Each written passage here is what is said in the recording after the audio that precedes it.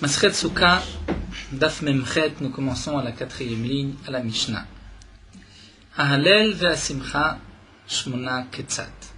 Nous avons vu, au début du Pérek, la Mishnah a donné les grandes lignes, le titre, le Hallel, la mitzvah de lire le Hallel, et la Simcha, la mitzvah de se réjouir, en mangeant des shlamé simcha, des shlamim, qui vont être égorgés pour pouvoir les manger et pour nous réjouir par cette consommation.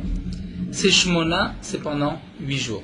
Là, la Mishnah explique ketzat, comment, c'est-à-dire qu'est-ce que cela signifie vraiment le Hallel, la Simcha, 8 jours, mais la Mel, shechayav adam be'Hallel ou be'Simcha, de là on apprend qu'un homme a l'obligation de lire le Hallel, de se réjouir par des korbanot, ou bechvod yom tov acharon shel chag, et d'honorer le dernier jour de Yom Tov, c'est le Shmini Atzeret que nous avons vu précédemment, Kishar Kol Yimot Chag, comme tous les autres jours de la fête. Le Chidouche est le suivant, bien que dans la Torah, c'est marqué Vesamarta Bechagecha, juste après Chag Asukot Aselecha, où la Torah nous parle que de 7 jours. Donc là, le Chidouche, c'est qu'on vient inclure même Shmini Atzeret, il y a une mitzvah de Simcha. Maintenant, Némidé demande à Gma, d'où est-ce qu'on sait que Shmini Atzeret, il y a une mitzvah de Simcha, qu'on ne va pas limiter la Simcha simplement aux 7 jours de Pessah. Eh bien, la Gemara nous dit, nous avons une braïta de Tanu Rabbanan, la Torah nous dit, Vaïta Ar Sameach, et tu seras Ar Sameach, tu seras joyeux. Rashi nous explique que ce pasouk est en plus, puisque la Torah a déjà dit, Vesamarta Bechagecha, donc pourquoi répéter Sameach, Vaïta Sameach, tu seras joyeux, pour inclure un autre jour, les rabot lele yom tov acharon, pour inclure même la nuit de Shmini Atzeret. Il y a aussi une mitzvah de Simcha. Comment on peut se réjouir lele Shmini Atzeret en mangeant un korban shlamim, c'est-à-dire un korban shlamim qu'on a égorgé le jour précédent, c'est-à-dire Shvi Shel Sukkot, le 7e jour au Shana Rabbah. Et donc la Torah vient inclure que même la nuit, il y a une mitzvah de Simcha, donc j'ai une obligation d'égorger un shlamé Simcha le 7e jour de Sukkot pour pouvoir le manger le soir. Et bien sûr, nous dit Rashi, si on va inclure le soir, on inclut automatiquement le lendemain, Shmini Atzeret, le jour, puisque le jour est toujours plus important que, plus essentiel que la nuit. Alors la Gemara nous dit, on a pu inclure de ce passouk, la Torah dit, et tu seras joyeux, le Lele Yom Tov Acharon, c'est-à-dire la nuit de Shmini Atzeret, en vérité tout Shmini Atzeret. Oh, et nous, peut-être, dit la Gemara, ceci ne vient inclure que la Yom Tov Arishon, que le premier Yom Tov, c'est-à-dire le premier Yom Tov, la nuit du premier Yom Tov, et donc on aurait peut-être, comme nous explique Rashi, une mitzvah d'égorger un korban shlamim veille de Yom Tov, un jour avant Yom Tov, pour pouvoir le manger le soir de Yom Tov. Eh bien, la Gemara nous dit non. Chez Omer Achalak, lorsque la Torah nous dit Ach, Veïta Ach Sameach, le Ach vient limiter, être Mechalek, vient couper, et vient dire ce n'est pas tout le temps qu'il y a une mitzvah de Simcha. C'est vrai que d'un côté on inclut Veïta Sameach, mais le Ach vient limiter, et donc on va inclure Shmini Atzeret, mais on va enlever le premier soir. Omar Haïta, Rabot le Yom Tov Achron, Lotzil le Yom Tov Arishon, demande la Gemara, pourquoi tu vas inclure Shmini Atzeret et tu vas exclure le premier soir de Yom Tov? Donc Rashi précise bien évidemment que pour les autres jours de Sukkot, la nuit et le jour ont le même din. Il y a une mitzvah de Simcha, comme on l'apprend plus haut, à propos de Sukkah, qu'il y a une mitzvah le jour et la nuit, bien que la Torah dit que c'est pendant 7 jours. Mais pour le premier jour de Yom Tov, peut-être que la nuit, comme dit la Gemara, donc il n'y a pas de mitzvah. Alors la Gemara pose la question, mais pourquoi inclure Shmini Atzeret et exclure le Yom Tov Arishon? On aurait peut-être pu faire le contraire. La Gemara répond, Marbe Anil, le Yom Tov Achron, c'est plus logique d'inclure la nuit de Shmini Atzeret. Il y a une mitzvah de Simcha. Pourquoi chez Simcha Lefanav? Parce que juste avant, il y a aussi 6 jours de Simcha.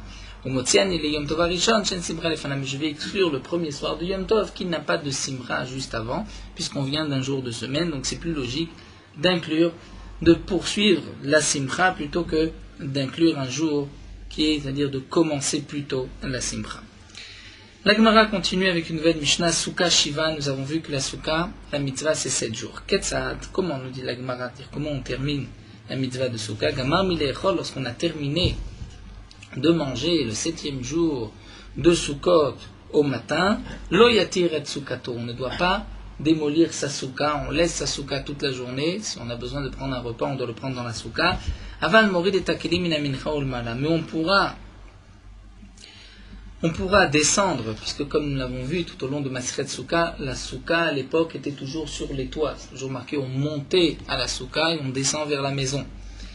Donc là, on pourra descendre malgré tout les ustensiles, tout ce qu'on a laissé dans la souka mina mincha ol mala à partir de Mincha en fin d'après-midi, Mipnek Vod Yom Tov Acharon, pour l'honneur du dernier Yom Tov, parce que Shmini Atzeret, on ne mange pas dans la souka, comme nous l'avons vu en Eretz Israël, il n'y a pas de mitzvah de souka, donc il faut commencer à descendre les ustensiles et préparer le Yom Tov, donc ça on le fait Mina Mincha ou le Mala. Et la Gemara demande no kelim leorid maou, s'il n'a pas de kelim à descendre, s'il n'a pas de drap, ou il n'a pas de sorte de vaisselle, que va-t-il faire? Demande la Gemara, en lo kelim, la kishtamesh bemaï tamesh. C'est-à-dire, s'il n'a pas de kelim, alors qu'est-ce qu'il a fait dans la souka? Où était son lit? Dans quoi il a mangé?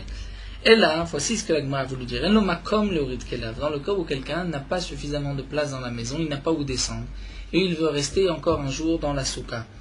Quel est le din? Comment va-t-il faire pour ne pas transgresser la mitzvah de l'interdiction de Bal Tosif? Et comment va-t-il prouver qu'il ne vient pas rajouter un autre jour à la mitzvah de la Torah?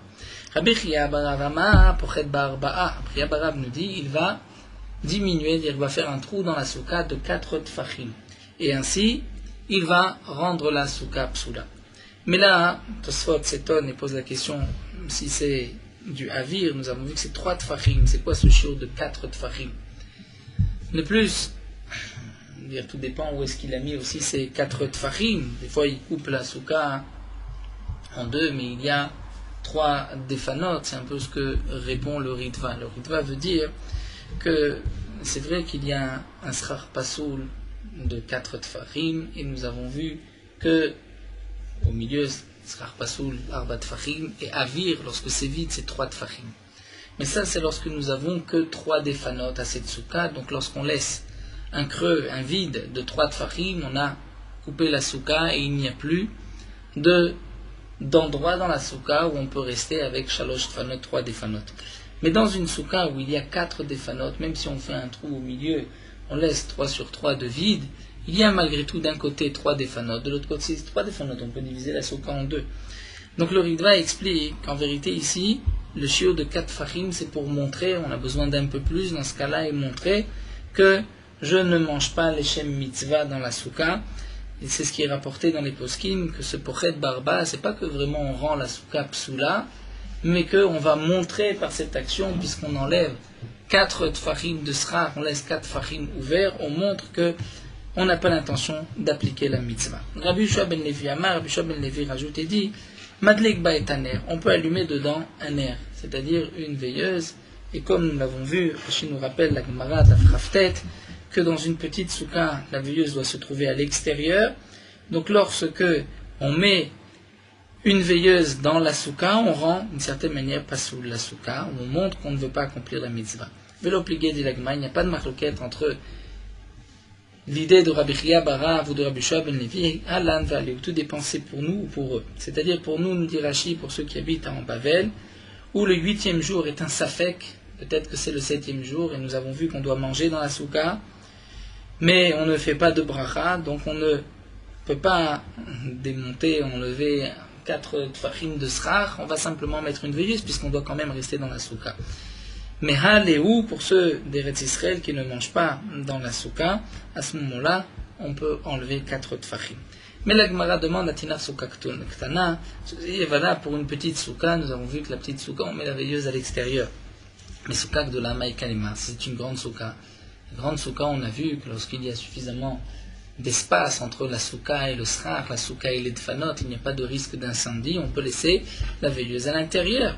Donc que va-t-il faire? L'Agma répond de Maïel Bamane Michla. Il va rentrer à l'intérieur des ustensiles qui généralement ne sont pas dans la souka, D'Amar Rava, comme Rava a dit, ça nous l'avons vu plus haut, Nafraftet, Mani Michla Bar Metalta, Mani Mishtaya Be Metalta. Tous les ustensiles, les marmites, tout ce qui sert à manger, une fois qu'on a terminé, on doit les sortir de la souka, puisque ce n'est pas le kavod de les laisser dans la souka, on n'a pas l'habitude de les laisser dans sa salle à manger, mais les verres, Mani Mishtaya, ce qui sert à la boisson, ça Be Metalta, on peut le laisser dans la souka. Donc l'Agma répond qu'on peut faire rentrer des ustensiles qui montrent que notre souka n'est plus une souka, on ne veut plus manger dans la souka. Et là nous allons commencer le din de Nisur Hamaim. Nisur Hamaim Ketzad, nous avons vu aussi dans le début du Pérec qu'il y avait la mitzvah de Nisur Hamaim pendant 7 jours. Ketzad, comment on faisait? Comment on procédait au Nisur Hamaim? On versait de l'eau sur le misbéach. Il y avait une carafe en or, Marzeket Shosha Lugim, qui pouvait contenir 3 lugim. Hayam et Malem Inashiloir, on remplissait d'eau de la source Shiloar qui se trouvait à côté de Yerushalayim. Igiou les Sharamaim, lorsqu'on arrivait devant cette porte au Beth Amikdash, qui était, comme le rappelle Tosfot, faisait partie des portes du côté sud, à ce moment-là, on faisait rentrer par cette porte qui était appelée Sha'ar Hamaim, puisqu'on rentrait l'eau par cette porte, et Tikou, Verou, Vetikou, on sonnait du chauffard, Nkia, Troat, Kia, comme nous verrons dans la Gemara, Mishum Simcha. Alaba Kevej, lorsque le Kohen devait monter pour faire Nisur Hamaim, il montait sur la pente pour atteindre le haut du Misbéach, ou Panal Ismolo, et il va se tourner vers la gauche. Bien que, comme nous allons voir dans la Gemara, généralement lorsqu'on montait au Misbéach, on allait tout de suite vers la droite. On devait contourner le Misbéach toujours à droite. Là, on va aller du côté gauche pour ne pas fumer l'eau. Lorsque l'eau va prendre la fumée du Misbéach, cette eau-là deviendra impropre pour le Misbéach.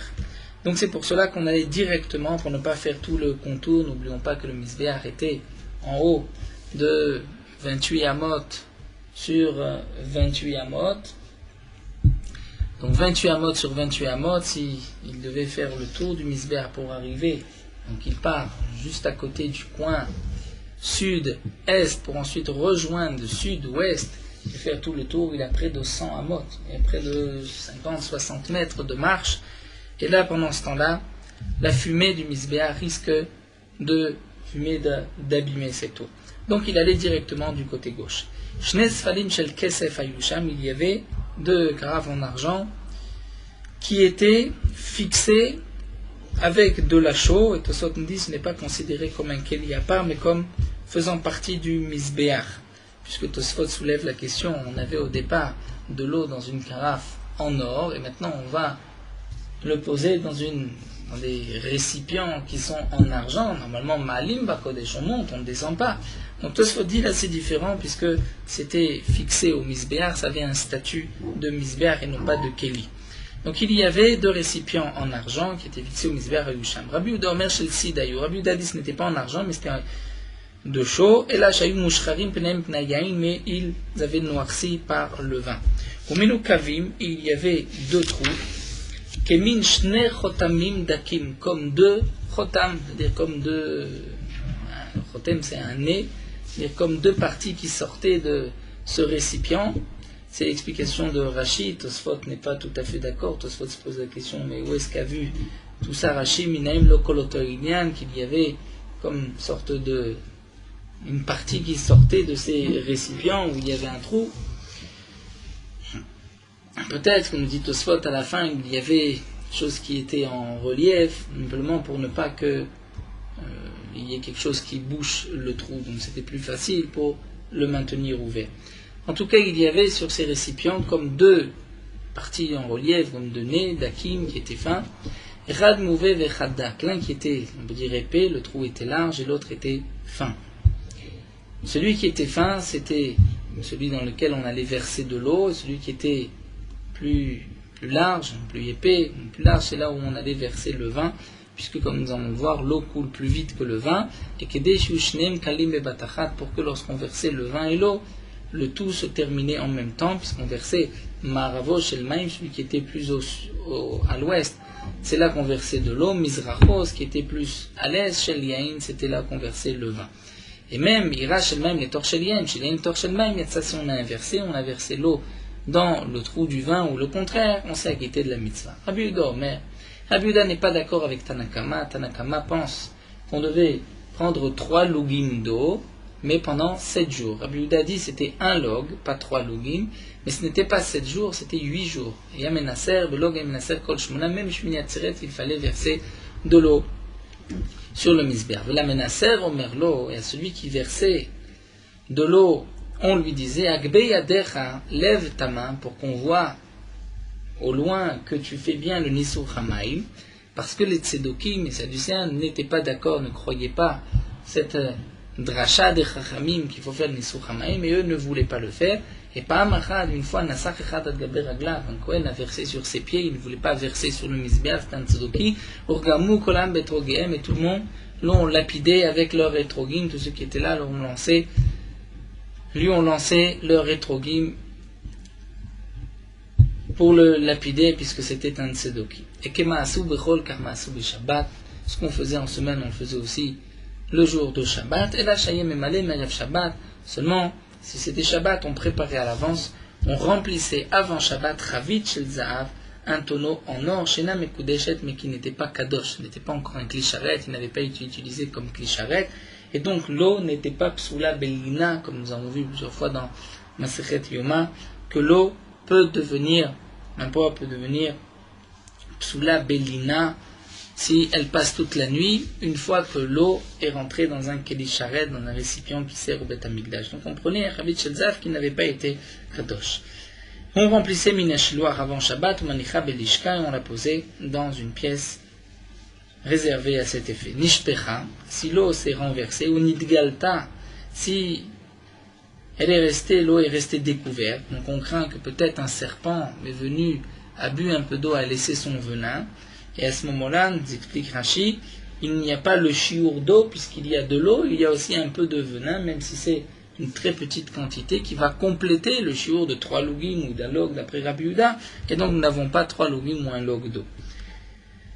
Haya memale minakior nidgalta, donc dans le cas où nishpecha, si l'eau a été renversée ou a été découverte, haya memale minakior, on remplissait de l'eau du kior, et le kior, il n'y avait pas de problème de psoulina, comme le rappelle Rachis, que nous avons vu dans Masret Yoma, puisqu'on avait fait une sorte de treuil pour faire descendre le kior dans un puits, pour que l'eau soit en contact avec ce puits, cette eau de source, et qu'il n'y ait pas donc de psoul de lina. Shayain, et la Mishnah explique, parce que le vin et maïm et l'eau megoulim, qui sont restés découverts, psoulim et gamza sont pas soul, on ne peut plus les verser sur le misber, comme Rachid nous l'explique, puisqu'il manque le shiur. La Gemara va nous expliquer un peu toute cette Mishnah.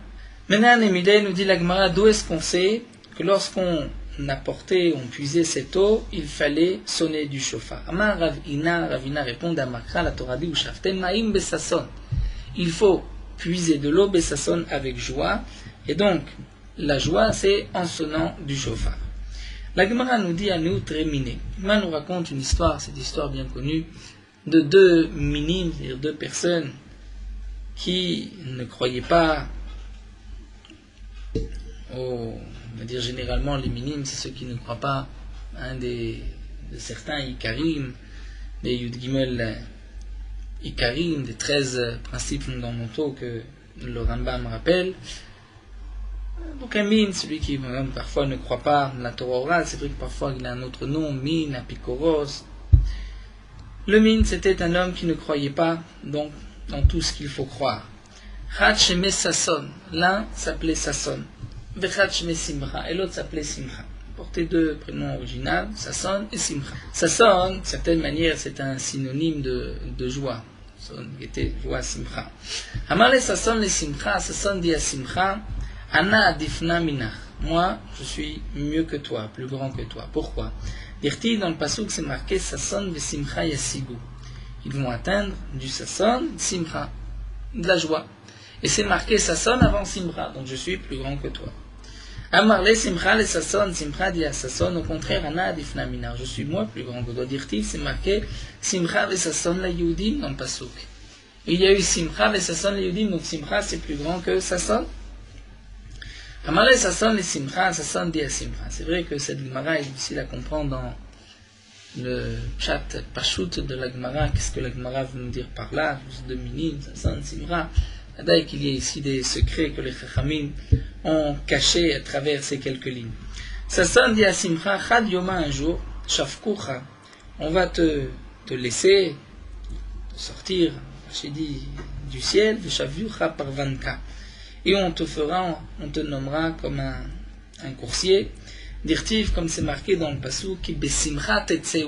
Par la simcha, vous sortirez. Donc simcha est destiné à sortir, à être un coursier. Amala simcha le sasson, à ce moment-là, simcha dit à sasson, chad yom un jour, shafkucha ou malubach maya. On te sortira, on te laissera et on remplira dans toi maya de l'eau. Dirtiv, comme c'est marqué, ou shaftem maim besasson. Et on va puiser de l'eau dans Sasson. Donc on t'utilisera pour puiser de l'eau. Et l'Agma nous dit, Amarle Aumina de Shme Sasson le Rabbi Avo, ce mine qui s'appelait Sasson a dit Rabbi Avo. Atiditou, dans les temps futurs, viendra un jour de Temalou Limaim le Alma de Ate. Que au Olam Haba, l'Alma de Ate, vous allez remplir de l'eau pour moi, vous allez puiser de l'eau pour moi. Irti, c'est marqué, ou Shaftem Maim Besasson. Vous allez puiser de l'eau Besasson, donc lui a traduit pour Sasson. Amarlé lui a dit avec les Sasson qui est Kamarta, si vraiment c'était marqué dans le passage, vous allez puiser de l'eau pour Sasson, c'est vrai, tu as raison. Mais Ashta dirtiv be Sasson, maintenant c'est marqué dans Sasson, ça veut dire que Mashra de Gavra, Mashvinan legouda, avec ta peau, on fera une outre, ou Malinan de Maya, et c'est avec cette outre qu'on remplira de l'eau, mais non pas qu'on va nous remplir de l'eau pour toi. Allah va kevesh ou pana l'ismono, la Gemara nous dit, le Kohen monte sur la pente et va tourner vers la gauche. Tanou Rabbanan, la Gemara nous rapporte une braïta, kol haolim le misbeach, tout celui qui monte sur le misbeach, olim derech yamin, monte du côté droit, ou makifin, et contourne le misbeach, veyordim derech smol, et ensuite descendez du côté gauche, c'est-à-dire plus à l'ouest de la pente. La pente se trouvait au sud. La droite de la pente, c'est vers l'est. La gauche, c'est vers l'ouest. Donc, lorsqu'on avait quoi que ce soit à faire sur le misbéach, on devait contourner le misbéach. Rachid nous explique, puisque le Kohen restait toujours face au misbéach. Donc, lorsqu'il contournait le misbéach, il marchait sur le côté, et donc il allait toujours vers la droite. Il était toujours en face du misbéach de n'importe quel côté. Puisque, lorsqu'on va, il faut toujours prendre le côté droit, on l'apprend d'un pasouk. Chutz à l'exception, minaolé, les shlishat varim malalou, celui qui devait monter pour ces trois choses-là, sholim derech smol, il pouvait monter et tout de suite tourner du côté gauche, vechosrim à laquelle, et ensuite il revenait sur ses pieds. Velouen, voici les trois choses, nisur hamaim, pour verser de l'eau, nisur hamaim, venisur hayen, verser le vin, puisque, comme Rashi nous le rappelle, pour le nisur hamaim, le vin risque de fumer, itachinu be'achan, et à ce moment-là, le vin et l'eau seront psulim. Ve'olat ta'of, et pour aussi olat ta'of, sherapta b'mizrach, lorsque on allait faire la avoda d'un korban ola d'un oiseau, donc on devait aussi aller directement à gauche pour ne pas que l'oiseau risque de mourir par la fumée lorsque le Kohen va contourner tout le misbéach.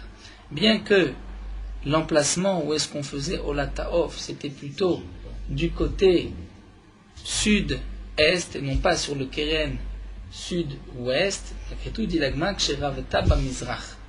Lorsque il n'y avait, donc généralement c'était sud-est et non pas sud-ouest, mais lorsqu'il y avait trop de korbanot, trop de kohanim du côté est, donc on pouvait aussi le faire du côté ouest. Sud-ouest, donc c'est pour ça que parfois il fallait aller immédiatement à gauche. La Gemara continue, c'est marqué la Shayou Mashririm, donc d'après Rabbi Yehuda c'était en cide, seulement ça noircissait. La Gemara dit, il y a une mashrir, on comprend que le vin peut noircir le trou de ce récipient, mais des mayas de l'eau à maï mashrir, pourquoi ça va noircir? La Gemara répond que Vanda Marma, puisque nous avons vu, Ira Shel Maïm et Tor Shel Yen, Tor Shel Maïm, Yatsa, que si on a inversé, on a mis l'eau dans le vin ou le vin dans l'eau, dans le trou de l'eau, c'est aussi caché, donc ça peut aussi noircir le trou du récipient de l'eau. Ensuite, nous verrons Bezrat Hashem dans la Gemara où est-ce que tout ce vin, toute cette eau descendait. Au Menokavim, Kemin Shnei Chotamim, il y avait donc comme deux sortes de trous en relief, comme de nez. La Gemara a dit l'imam atnitim Rabbi Yehuda velo Rabbanan. On n'a qu'à dire que notre Mishnah c'est Rabbi Yehuda et pas Rabbanan, puisque dans la Mishnah on voit qu'il y avait un trou plus large pour le vin et plus étroit pour l'eau, pour que les deux se terminent en même temps. Eh bien, nous dit la Gemara, l'auteur de la Mishnah, certainement Rabbi Yehuda, puisque d'après Rabbi Yehuda, il n'y avait qu'un log d'eau, et le vin, il y avait 3 logim. Donc pour que ça termine en même temps, il fallait élargir le trou du vin. Mais d'après les Chachamim, de toutes les manières, il y avait 3 logim d'eau et 3 logim de vin. Donc c'est évident que même s'ils ont la même taille, lorsqu'on va verser, ça va se terminer en même temps. Et la Gemara va répondre, ça ne va pas se terminer en même temps. Hein. Pourquoi ? Parce que le vin est plus épais et plus de temps à couler. Donc ça, la Gemara nous dit, on n'a qu'à dire que la Mishnah, c'est Rabbi Yehuda velo Rabbanan, ditnan. Rabbi Yehuda omer belo gaya menaser kol shmona. Rabbi Yehuda nous dit, avec un log, il versait pendant 8 jours. Et donc, puisqu'il y a un log d'eau et 3 logim de vin, donc il fallait élargir le trou pour le vin. Dit Rabbanan.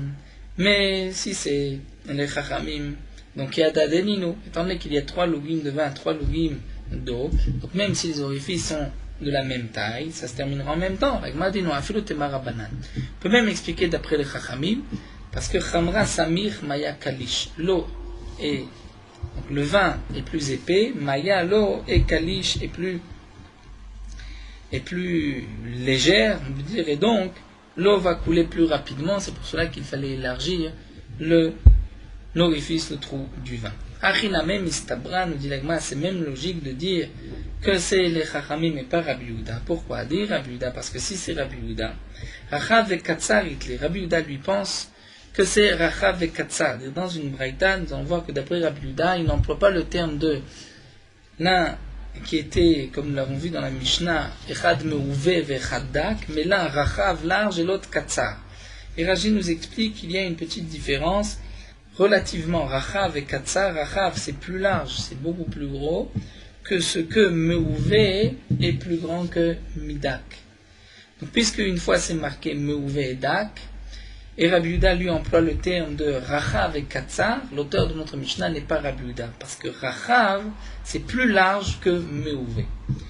Donc ça c'est ce que la Gemara nous dit. Achinam mistabra, c'est logique de dire que c'est les Chachamim mais pas Rabbi Yehuda. Dit Rabbi Yehuda, Rachav et Katsar, Rabbi Yehuda emploie le terme de Rachav et Katsar. De Tania, Rabbi Yehuda omer, Shne kashvaot, 2 tuyaux, 2 kelim, 2 ustensiles, 2 récipients étaient là-bas, Echad shel maim vechad shel yain, l'un pour l'eau, l'autre pour le vin. Shel yain, celui du vin pia, l'orifice, l'ouverture Rachav était large. Shel maim pia Katsar, de l'eau, l'ouverture, l'orifice était plus étroit. Pour